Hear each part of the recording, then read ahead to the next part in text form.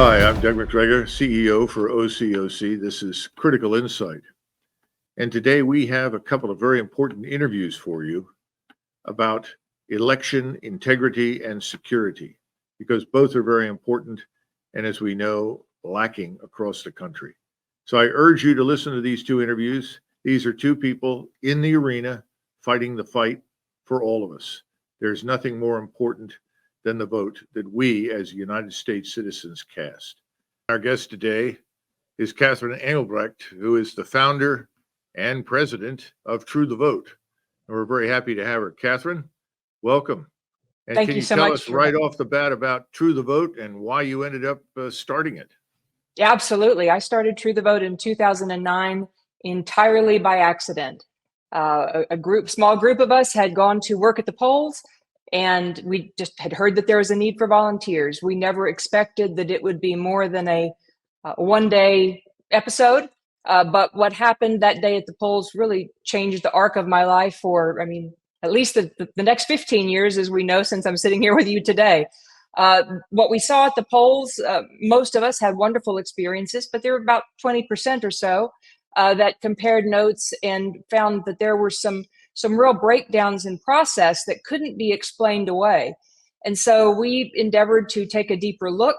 We did our very first research project shortly thereafter, looking at the way that voters were being registered and added to the voter rolls in Harris County, Houston, Texas. And with that very first project, we made national news and got ourselves in the crosshairs of groups that didn't like us very much. That would have included at that point the Obama administration, and it has been a series of adventures ever since then. Well, can you tell us what specifically caused you to take such dramatic action? Sure.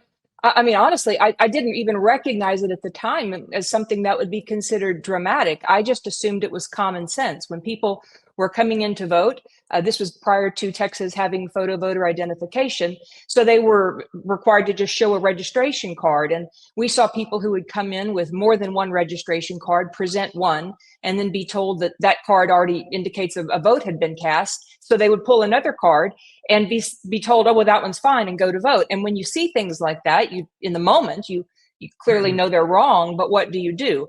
People that would come in and sort of sheepishly whisper, I don't remember who I'm supposed to vote for. And then the judge would take them to the voting booth, and you would hear them instruct the voter not in how to vote, because assistance is fine, but who to vote for.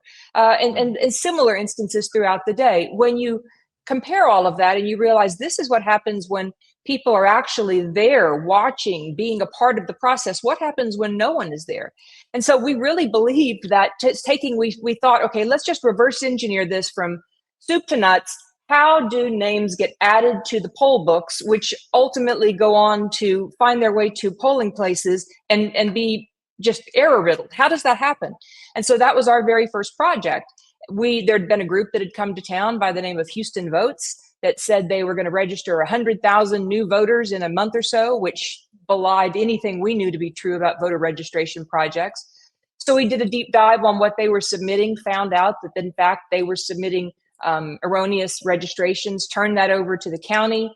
The county was thrilled because they had been, unbeknownst to us, under a consent decree that prevented them from looking at incoming registrations. And consent decrees exist to this day all over the country, hidden away in places and ways that change process out of the line of sight of the average activist or individual who's involved. So we didn't know that this was occurring.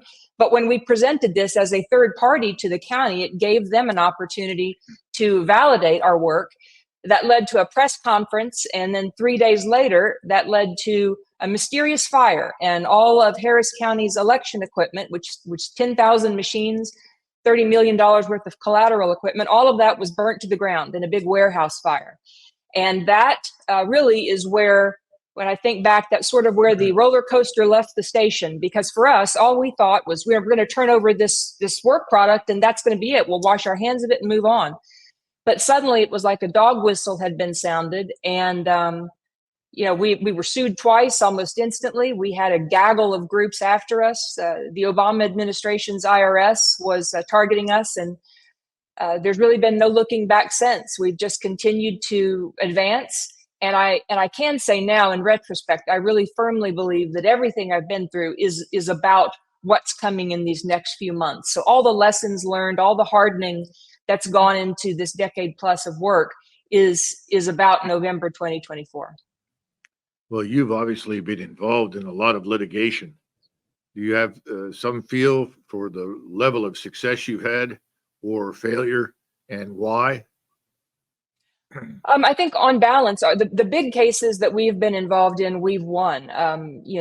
Case in point, I sued the IRS back in 2013 over their targeting of our organization and others. And we slugged it out in DC Circuit Court until 2019, when we finally got a favorable ruling. And only in fact, just a few weeks ago was the final sort of nail put into that case. And that's one example of just a long and hard fought battle for justice and making sure that we have case law that affirms that what happened to us, which in my case was 23 different audits or investigations by 5 different government agencies in 18 months, but that shouldn't happen. That's not normal.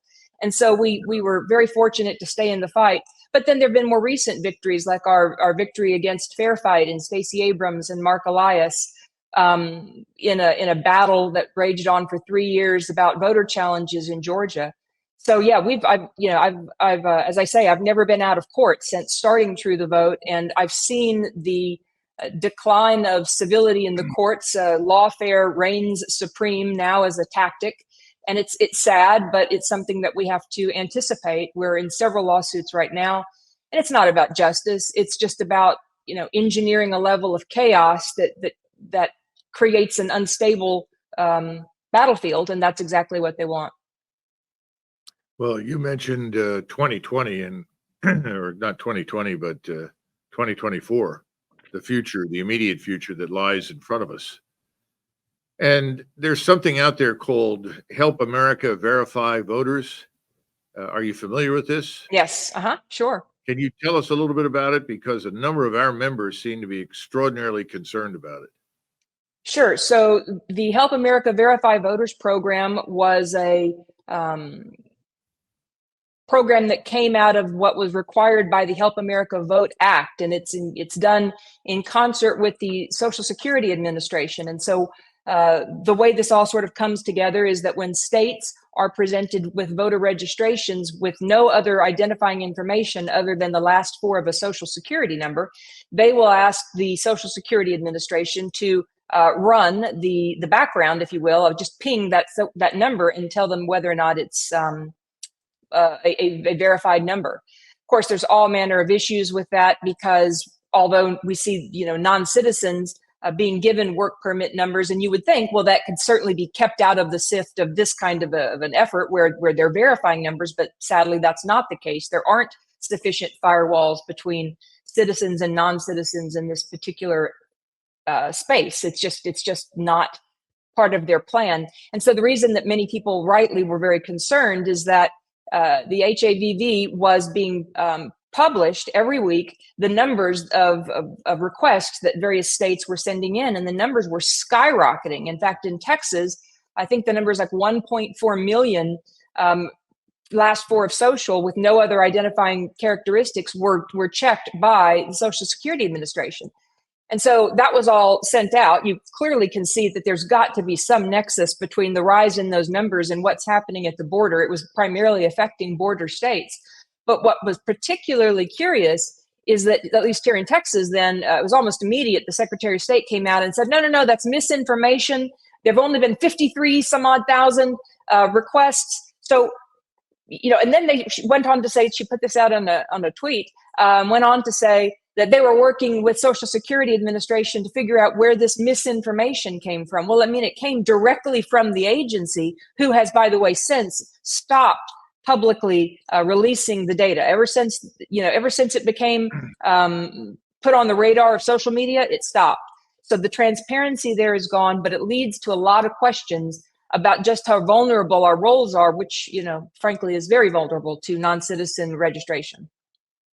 Well, supervisors of election have to sign documents that effectively affirm that the election was conducted properly that's a free and fair election, and they personally certify it. How can they possibly do that based on these numbers that are submitted that really can't be verified through the Social Security system? Because we think the Social Security agency, as you point out, is in collusion with the entire border catastrophe. So these numbers are being passed out to people who are not citizens. So what sort of verification is that? It isn't any verification at all. Yeah, you're exactly right. I mean, this was set in motion back, I mean, just a quick trip down memory lane. Back in 1993, the National Voter Registration Act was passed. And at that point, social services were required, all social services were required to have as a component of their application voter registration. So that means the full complement of healthcare and food stamps and HUD housing and driver's license, everything that for Social Security, everything that performs a service has with it voter registration. And that was, was sort of fine back in 1993 because it was only programs that were available for citizens. But then during the Obama administration, he broadened that to make those programs, many of them, attainable to non-citizens. And this is where the wheels start to come off because the technology, the process of making sure you had firewalled citizens and non-citizens, that never caught up. So now we are seeing at the behest of the Biden administration through his 2021 executive order, this push for social service programs to make it a required effort to make sure they are upping voter registration numbers as much as possible, which is certainly not the priority of any social service program until now. And this then plays out at the border with NGOs that are registering non-citizens for all sorts of programs, giving them stipends for all manner of social service efforts. And with that comes voter registration. But it also gets to a wall where you can't see, there's such opacity, you can't see past what the states are really doing. States don't have access to validate citizenship as they should. So this is of great concern. And when you ask about how it's possible for our officials to sign on the line saying that they can certify the election, I can't explain it. I mean, I think back to 2020. As of March 1st, 2021, only 11 states had presented their fully audited or fully reconciled, I should say, data set of who actually voted in 2020. Not until March, and only 11 states at that point could accurately tell you, or within reasonable accuracy tell you, who had voted. So prior to that, what was that? Just a wing and a prayer? We've got our priorities and our processes so out of whack. There's so much lawlessness that's now baked in that the fraud has been institutionalized, and that's sadly where we are. Well, we know that most state constitutions, when I say most, it's something in the range of 48, 47 states, actually have the requirement that if you're going to vote, you must be a citizen of the United States. But we really aren't in a position to verify that with absolute certainty.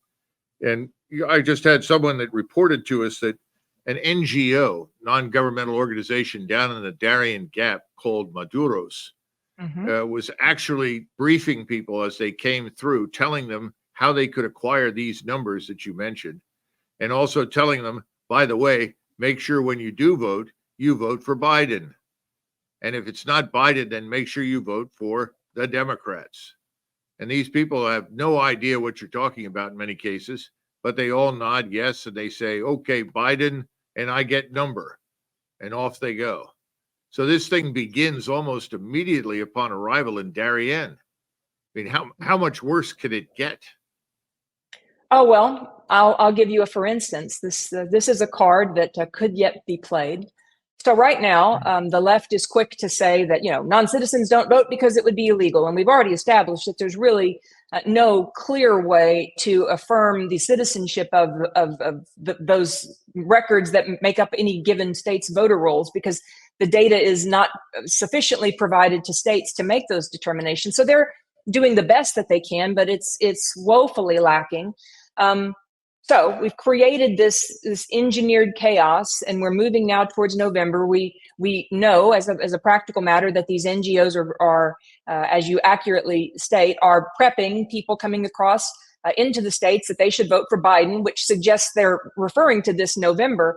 So what other shoe might drop? Well, recently, Chuck Schumer and a cohort of Democrat senators wrote a multi-page letter to the president imploring him to please do something to pass a faster path to citizenship, that it was just essential for the country. I believe that plus his border bill and other such efforts, even though they do not have support even of Congress on this effort, I believe it could be setting a predicate for an executive order that Biden could pass affirming asylum and citizenship just prior to the election. Now, it would certainly be challenged in court, but it would cause sufficient chaos at the polls that would make it very difficult to separate, good votes from bad or valid from invalid.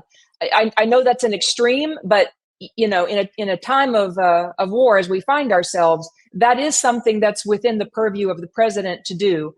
And I believe it is a worst case scenario, but it is a scenario that we should take seriously. Well, Catherine, what can we do? We talk about the average American, we the people that are really American citizens, and we understand that effectively we're being disenfranchised. That's right. As a result of all this illegal voting. What can we do? How do we register our indignation? If we go to the polls and try to do it, it may not make any difference, is what you're warning. So what do we do right now?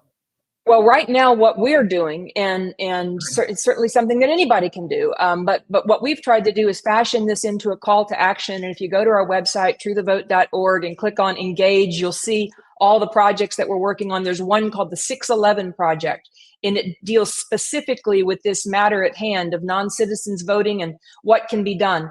We have a setup where you can immediately reach out to your local representatives, state and federal, and make sure that you are asking your state to publish what their process is for verifying citizenship. This is something that should be just a standard, SOP. Just publish it so that we know what you're doing. We've actually tried to do this through open records and sadly came away very concerned that states didn't really have a process, but we're encouraging people to ask this themselves so that they are seeing it with their own eyes. Then we are encouraging that they reach out to their elected and demand accountability to prevent non-citizen voting, up to the possibility of an executive order, just to be prepared. I think it's really important to start socializing these concepts so that we're not caught flat-footed if it happens. We've seen some good things. In fact, last week, the border bill, Schumer brought it back up again the second time this year. This time, more Democrats stood with Republicans than even the first time. They also voted to repeal non-citizens being able to vote in the District of Columbia, and 50-some Democrats stood with the Republicans in that effort as well. So we are seeing more Democrats cross the line to stand with Republicans to stop this. I think the more Americans know about it and talk about it, frankly, maybe the less likely it is to occur, because if enough Americans are saying, if this happens, it won't happen on my watch, and that they intend to push back, elected leadership will listen to that. And how we get closer to it to solve it than that, I don't know, but we need to be aware because in my experience, I mean, we lived through COVID. We saw how that fog impacted our elections, and I think that the non-citizen issue is a similar type of fog that can play out in many different ways in the coming months. Well, it sounds like we confront a mountain of deceit that compares favorably with Mount Everest, and the government itself has been engaged in building up this mountain. So it's going to take us a long time to deal with this. Well, Catherine, we appreciate you taking the time to talk to us today. We'll make sure that your message gets out. It'll certainly be posted on our net, but it'll eventually find its way onto YouTube. And we deeply appreciate you taking the time to visit with us today and share this information. Thank you. Well, thank you, Colonel, for everything you're doing. Sure. Joining me today as our guest is Jeff Buongiorno, who is running for Supervisor of Elections in Palm Beach County. And we're going to try and find out from Jeff how he decided to do this, why he decided to do it, and what this entails, because I don't think most Americans really understand the importance of being a supervisor of elections. So, Jeff. Yeah, well, thanks for the intro. Thanks for having me, sir. I'm running for Palm Beach County Supervisor of Elections to restore truth, accountability, and transparency to our elections. It's been decades since we've had a transparent, fully certifiable election, and the people are not aware. I have my mission, my passion, and my skill set aligns with this position. I'm an IT expert. I have over 100 IT certifications. I've been in cybersecurity for over 20 years, and it's time to upgrade the skills of our supervisor of election. The current administration is a lawyer who's basically taking directives from the state and not following the letter of the law. And I believe the laws have been weakened to encourage illegals and non-citizens to vote, and something has to be done prior to the 2024 election. Yeah, well, in that connection, we were talking earlier about something called Help America Verify Votes. Vote yes. And you want to enlighten us as to what this act means and how it's going to be interpreted potentially, and why it's so important for you to be the supervisor. Yeah, well, let me start by giving you a little background on my journey. I after the 2020 election, the alert red flags went up, and I used my skill set to help some of the state legislators do some comparative analysis. And it's just not simply believable. The numbers, the statistics don't line up.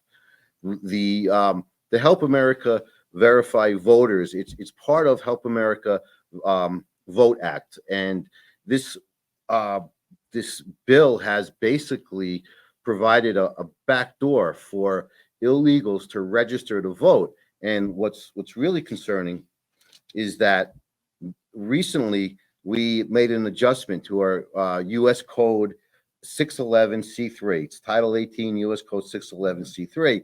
And basically what it says, believe it or not, is that citizenship is a state of mind. And if an illegal alien reasonably believes that they have the right to vote, it's not a crime. So I don't know how you can judge a crime on the person's state of mind when they committed the crime. Well, one of the things that you pointed out to me earlier is that there are NGOs, non-governmental organizations, by the way, that are operating up and down the route from Darien all the way to the border. And one in particular you mentioned was Maduro's. And that the illegals, if you will, or would-be illegals at that point, migrating north, are being instructed how they can get into the United States and ultimately vote. You want to talk about that? Yeah, this is a coup d'etat. This is treason. Our government's allowing it. They're using NGOs as their basic army, and our own taxpayer dollars are funding it. So you have what's even worse than the memo that Maduro's handed out is the cell phone, and they handed cell phones with apps with applications on it. One of them is called the CBP1 app, and that's Customs Border Patrol. And what it does is basically it's Expedia for illegals. It tells them where to go, whether it's Texas, whether it's Eagle Pass, whether it's Arizona, and it's a concierge where they have an appointment, and they're taking down their information of the illegal who's entering, and it's going into a federal database, which is very interesting because there's a method to verify voters, part of the HAVV, what you mentioned, and this methodology is to use a 4-digit code, the last 4 digits of a social security number, and you can register to vote. Now, there's no citizenship check, and there's no ID. So simply the feds, they receive data, transactions, and they pretty much approve. Yes, the person's deceased, or it's a good registration. The problem with that is at the local level, the position I'm running for, supervisor of elections in Palm Beach County, they're blindly accepting this registration. So there's no citizen check. This has been going on as far back as I can track is to 2011, and since 2011, there's been 1.2 million transactions only in Florida alone. Now, not everyone was approved, but the vast majority probably were. And you can also graph this out, and you can see that certain states are under attack. Texas is under attack. Now, I put some information out on social media and it got retweeted, and Elon Musk commented on it, and there were 65 million views. And then President Trump and Mike Johnson held a press conference, and they spoke about it. And then the House put forth a bill that, we must have, and that's not going anywhere. But the problem with that is you can track Texas, and you can see so from 2022 to 2024, Texas added 1.4 million new voters.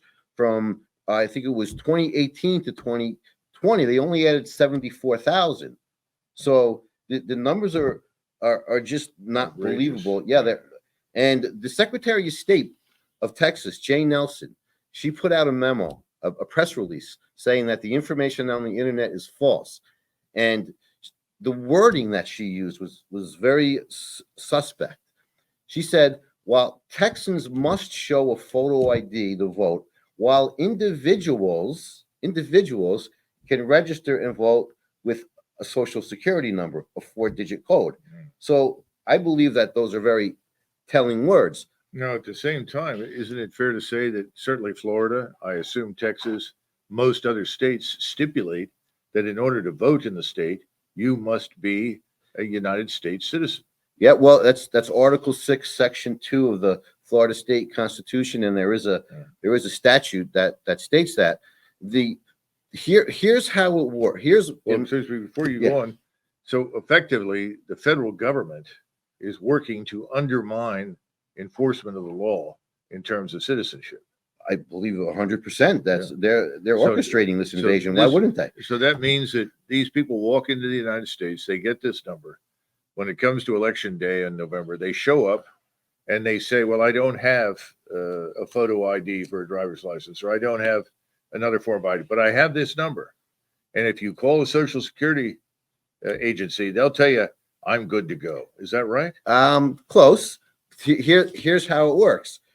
So you can request a vote by mail ballot and only produce that 4-digit code. And in Florida, you can request up to 3, not just 1, 3. So here you have a nameless, faceless person who's only reduced to a 4-digit code, who might not even ever see that ballot. In Florida, we have what's called third-party voter registration organizations. And it's so let's back up 1 second. So here you have a registration only using a 4-digit code. Now they enter into the voter registration book and they request a vote by mail ballot from the internet. They also send in the ballot and they write their 4-digit code down and they sign it.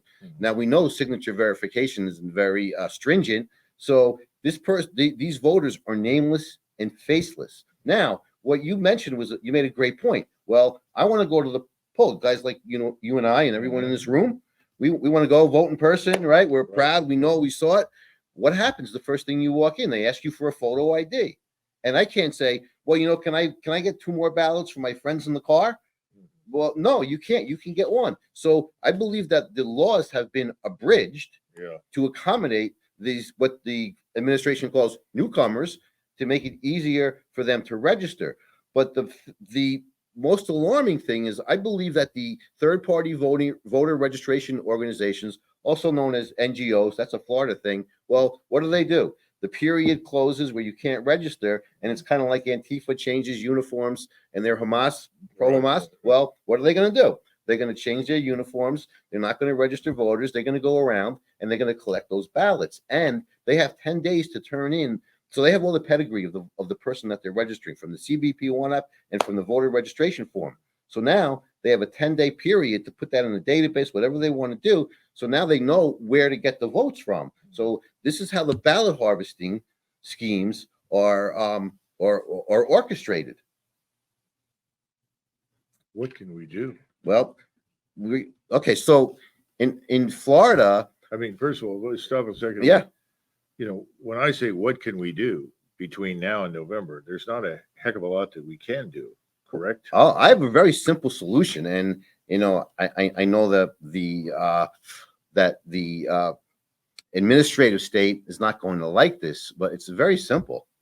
We wipe out every database, every voter registration database in the country, and everyone patriotically and peacefully, they go and they register and they show photo ID and they show proof of citizenship, or else we're not going to have a fair election. That is the only way. That's their ammunition. The machines and everything else, that's the weaponry. But we could take the ammunition away from the bad actors by simply stating that our voter rolls are tainted. And if you're a supervisor of elections, if you're a certifying official, how can you certify that the election was legally run when you're violating?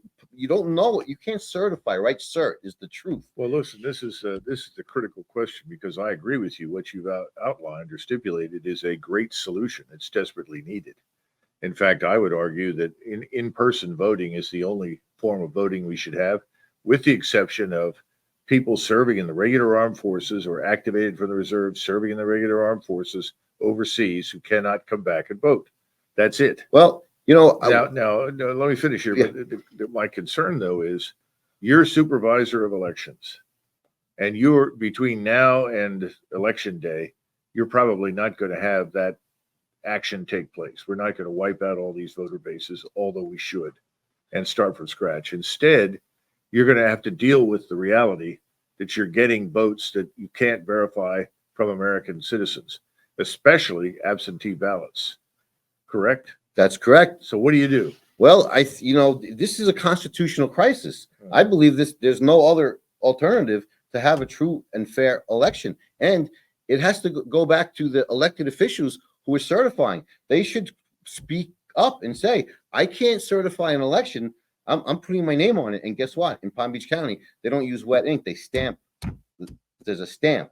So, this is a constitutional crisis. It should go to the governor. It should go to the governor of every state, because it's just not possible to have a fair election. Well, in that connection, is it possible for Governor DeSantis to announce, I'm decreeing that we are going to re-register or register anew for the federal election in November?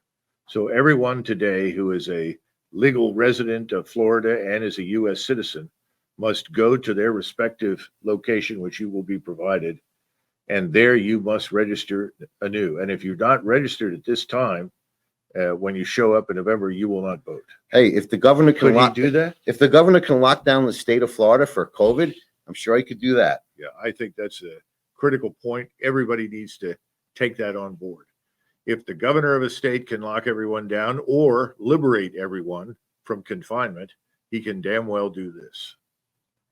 Well said. Yeah. Okay. Well, continue now on this issue of truth, accountability, and transparency. Yeah. Obviously, that's embedded in everything you've said. Tell us what you want everybody to remember now at the end. Yeah, well, I'm running to fight for the people, to stand up for the people, to make sure that their civil rights aren't violated. And there's one way to do it, and this has been absent from our elections for decades. And I'm going to deliver truth, accountability, and transparency to the people of Palm Beach County. And I can tell you some truth right now that as a tech person, I did some research. It was very strange. I registered for a vote by mail ballot to see the process. And as soon as I registered, I received a response, a confirmation email, and it was from a company, an email domain called vrsystems.com. So I went in and I did a deep dive of their DNS. DNS controls traffic on the internet. It's a little technical. I don't want to go too deep into it, but it's very reliable. And you have to have, you can't hide your DNS. It's very difficult. And what I found was there's inextricable links to vrsystems.ru, Russia, vrsystems.cn, China, VR systems in Finland, VR systems in Chile, VR systems in Denmark. So, and these are listed in their DNS hierarchy. So there's a connection. So why is a third party in Florida, VRS Systems, why are they maintaining our absentee, we call them vote by mail ballots. Why are they maintaining our vote by mail ballots? All you're doing is causing plausible deniability. You're allowing this to be offshored. And the other interesting thing is we're trusting technology, and we're trusting CISA. And CISA was the same agency Chris Krebs who gave us that the famous line, the 2020 election was the most secure election in U.S. history. It's a total lie. CISA is let's define CISA. It's the Cybersecurity Infrastructure Security Agency, and they have basically commandeered. We federalized so much of our election laws, where we've cut cookie cutter laws across most of our states. Was it someone's great idea one morning to wake up and say, "Hey, let's everyone accept this 4-digit code"? 43 states do it, but we have CISA, and we have some new laws that were added to the books in 2019 in the U.S. It's called the .gov Act of 2019, and basically it allowed CISA to become what's called a top-level domain registrar. And everyone might know that term from going to GoDaddy or Network Solutions, and you open a business, you want to have a domain with your name. That's the company. That's what a top-level domain registrar does. But now CISA is in control of all of the .gov domains, which means they have access to the DNS root zone, which means they can basically go in and do anything. But wait, there's more. Now they're using Cloudflare as their DNS provider, which is another, I'll say it, globalist organization, and it basically allows interconnectivity between domains with something called Warp Client. So they have this zero trust network architecture. I don't want to get too technical for the audience, but basically it's an S show and it needs to be stopped. So we can't trust the voter rolls. We can't trust CISA. We can't trust the machines. How can we trust our elections? Something has to be done like now. Well, it sounds to me like somebody needs to get to the governor of Florida, because he's probably our best shot. Governor of Florida, governor of Texas. Yeah. They're targeting Texas. Texas, believe it or not, in a week's period. So I did July. Okay, so the most volume was in the summer, where they had 1.3 million HAV transactions in a 6-week period. And so we called this out to Jay Nelson. And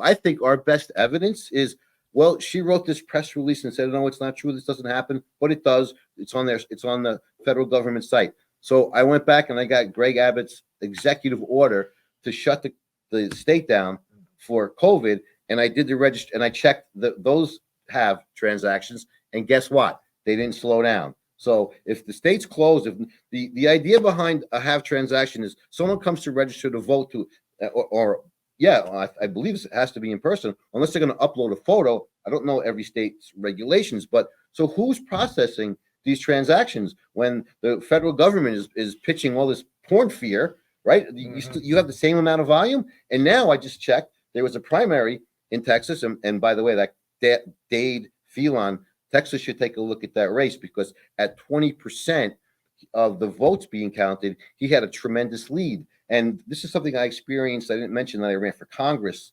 last cycle. And what we noticed when we subpoenaed the cast vote records is that my opponent, Brian Mast, he received the first 50 sequential cast vote records in 12 out of 13 Palm Beach precincts.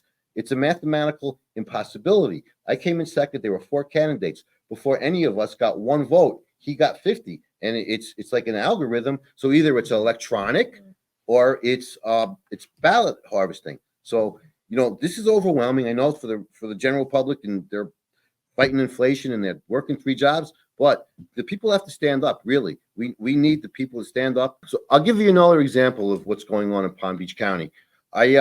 We were in session. Our state legislators were in session, and they were negotiating, debating, Resign to Run Bill 7050, which gave the governor the right to remain in as governor and run for federal office. And I had a scenario. I had an incident where I had a Haitian couple approach me, and they basically offered their services for a payment of $85,000. They would harvest all. They didn't say use the word harvest, but they said, "We'll make sure you win. Red or blue, your money's green. So you pay us, we'll get you all the Haitian votes." So I texted a sitting state legislator, and I said that I was approached. You're negotiating this bill now. I was approached by I told him the story, and his response was, "Yes, I know they do that.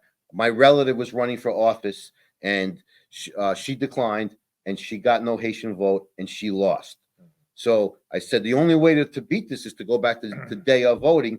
And he responded, well, that's the dream, but we're the people. So I got a phone call from this rep of the next day, because I was texting him like, you wouldn't believe, because I'm a fighter and I'll fight for Palm Beach.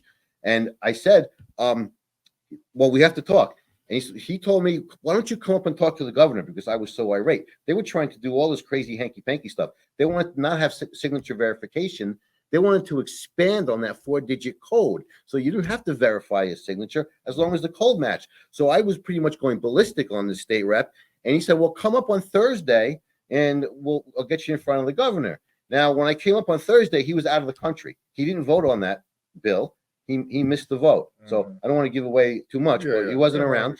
And there's another incident where one of our great patriots, Erin, who's been lobbying these 39 municipalities, she went up to a state rep with about a 30-page report. And she said, these are all the irregularities. You know, the current incumbent, Wendy Link, she's not doing her job. You have to help us. And you know what he said? He said, Erin, you can give me all the evidence you want. I'm always going to side with Wendy. Well, first of all, I think that we know that evidence alone doesn't make a great deal of difference to people that are in power. Because if it did, we'd have a very different government from the one that we have now. We can't fix everything between now and November, but we've got a couple of things that we can do, according to Jeff. And one is, you very definitely is to go to the governor of the state and get him to intervene and make the judgment that you've got to re-register or register new and clean up the voter rolls. I don't know if he's willing to do that, but he should be. He had the courage to stand up and extricate Florida from the COVID mess. I would think that he could certainly do this.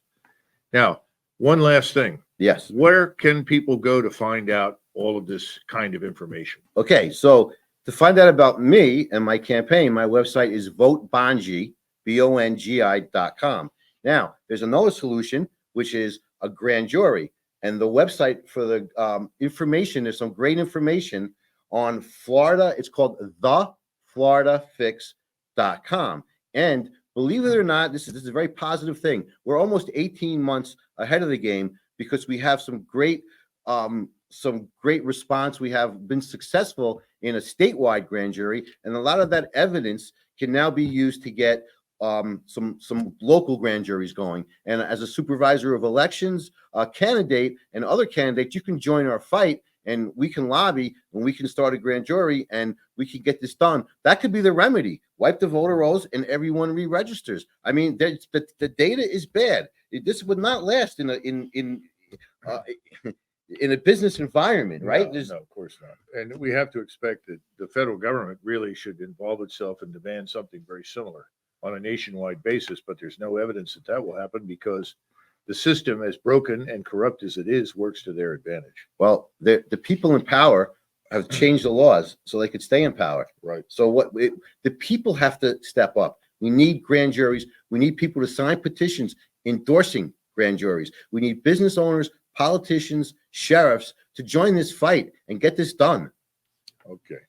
Well, Jeff, thanks for coming in today. I sincerely hope that you're successful. We don't have enough Jeff Buongiornos out there. We need about 10 versions of him right now here in Florida and probably 50,000 versions in the United States. So thanks very much for everything and all the best. Thank you for your service. Oh, sure.